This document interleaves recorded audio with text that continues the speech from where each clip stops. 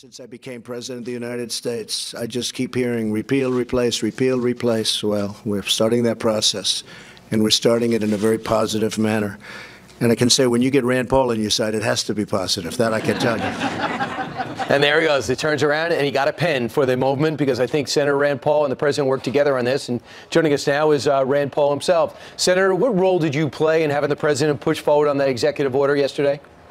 You know, for several months, we've been talking to him about the idea. We've talked with the Secretary of Labor about the idea, and they've always been excited about it. And we were tremendously excited yesterday that it came to fruition. Still going to take a while. You know, they have to evaluate the regulations, and then insurance takes about a year to be sold in advance. So unfortunately, people actually buying insurance across state lines may take a year or so to happen. But we are excited that it's going to happen because this is the one part of the marketplace that works. And people don't realize this, but 50% of big corporations, really 50% of people who buy private insurance already buy it across state lines through these type of plans. And this is mostly really good insurance. If you work for Coca-Cola, Pepsi, Amazon, Microsoft, this is the kind of insurance you get, but now we're going to let individuals join associations and get the same good insurance that these big corporations get. Here's what Tim Ryan said, and you know he wanted to replace Nancy Pelosi.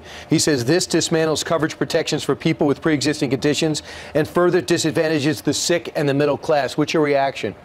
Well, he's confused because the group coverage requires no discrimination, and it also protects against pre-existing conditions and has since 1996. This would be the same insurance you have at a big corporation.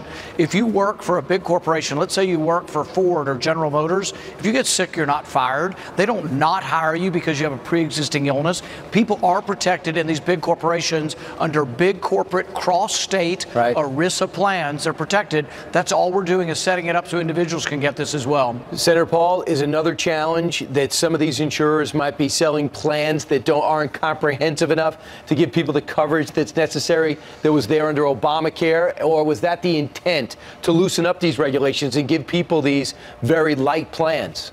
It does loosen up the regulations, and it's unknown whether you'll get some that are catastrophic plans that really are high deductible and don't cover much, but you also may get the leverage to get even better plans. So, for example, the National Restaurant Association may be representing 15 million people.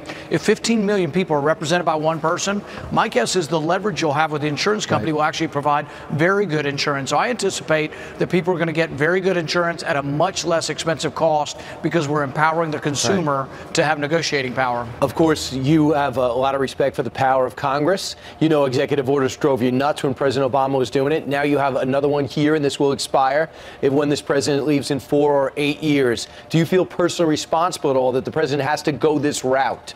Well, you know, the interesting thing is I look at executive orders this way. If you're going to take an executive order, create a new government program, or create a big new immigration program that controverts the law, that's wrong.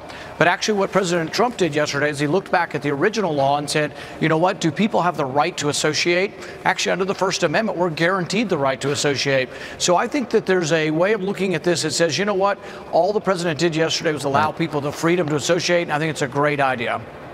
Senator, there's something else that's coming your way, and I think the House, the Speaker of the House said, I'm going to stay till Christmas to get tax reform done.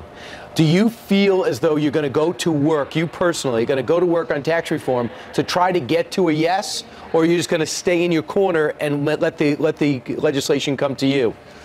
I've been the biggest proponent of cutting taxes in Washington. When I ran for president, I had a large tax cut. I agree completely with the president. I talked with him yesterday. We're both on the same page, but I have warned them that there's a problem with the swamp putting this bill forward.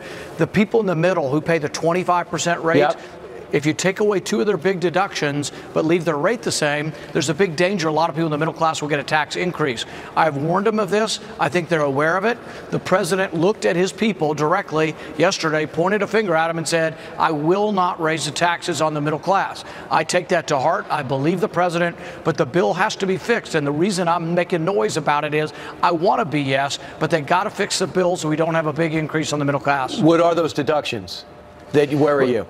Well, the deductions aren't as important to me whether you get rid of them or not, but you have to either adjust the rate or adjust the bracket so you don't have a big tax increase. If the rate stays the same and you get rid of deductions and you don't change the brackets, you got a big tax increase. So they're aware of the problem, and we're hoping that it gets fixed. The reason I'm making a lot of noise now is once it comes out of committee, there's no fixing it. Amendments never happen around here. They never pass.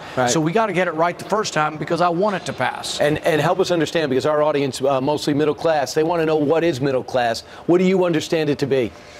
Well, middle class can be defined different ways. According to the tax code, those who pay in the 25% bracket, it starts for a family at $75,000 and goes up to $300,000. Now, some people might say, oh, that's rich people. That is the upper middle class, but that is the ones that will be affected if we get rid of deductions and leave the 25% rate the same. So you have to understand that in the beginning, because we don't want, like in my state, it would be 200,000 people with a tax increase. Right. And these are the solid middle class. They're business owners. They're doing pretty well, but we don't want to punish them because they are the engine of employment in small business. And the president will not get another 4 years if the working class and the middle class are left behind again. And it's not his intention, but I'm worried about the swamp creatures up here who get so obsessed with policy and getting rid of the state income tax deduction that they forget that the primary goal of conservatives is lowering taxes, not just tax policy. It's actually making sure everybody's taxes are lower. And at some point, we're going to have to go into entitlements. Senator Rand Paul, thanks.